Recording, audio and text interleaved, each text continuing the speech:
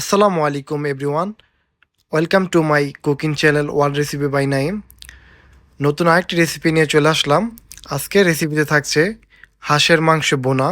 তো কীভাবে আপনারা পারফেক্ট ওয়েতে হাঁসের মাংস রান্না করবেন খুব সহজেই, তো সেই প্রসেসটাই আজকের ভিডিওতে থাকবে, তাই পুরো ভিডিওটি দেখবেন। এখানে পুরো হাঁসটাকে আমি ভালো করে ধুয়ে আগুনে পুড়িয়ে নিছি, কারণ অনেক সময় চামড়ায় লোম থাকে, তো পুড়িয়ে নিলে লোমটা আর থাকবে না।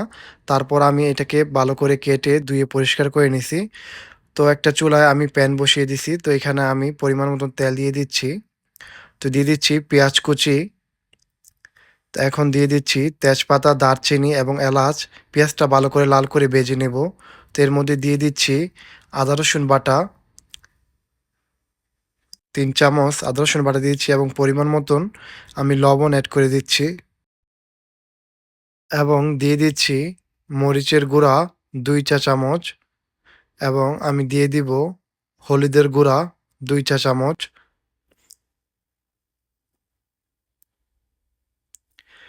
তো মসলাগুলো দেওয়ার পর একটু পানি দিয়ে আমি মসলাটা কষিয়ে নিব।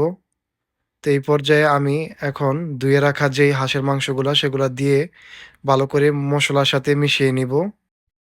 তো এখানে আমি কোনো পানি এড করব না। মাংসের সাথে যে পানি সেটা দিয়ে কুক করব। তো ঢাকনা দিয়ে ঢেকে ১৫ থেকে ২০ মিনিট কুক করে নেব। ২০ মিনিট পর চলে আসলাম, ঢাকনাটা খুলে দেখতেই পাচ্ছেন হাঁসের মাংস থেকে কতটা পানি বের হইছে। আমি কিন্তু কোনো পানি এড করিনি।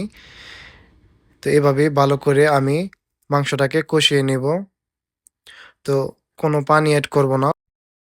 দিয়ে দিচ্ছি ১ চা চামচ জিরার গুঁড়া এবং দিয়ে ঢাকনা দিয়ে ঢেকে আরও ১৫ থেকে ২০ মিনিট আমি রান্না করে নেব। তো ২০ মিনিট কুক করার পর দেখতেই পাচ্ছেন মাংসটা কীরকম হয়েছে। তো আমি কিন্তু এর মধ্যে এক্সট্রা আর কোনো পানি এড করব না। যেই পানিটা আছে সেটা দিয়েই আমি ভালো করে কষিয়ে মাংসটাকে রান্না করে নেব।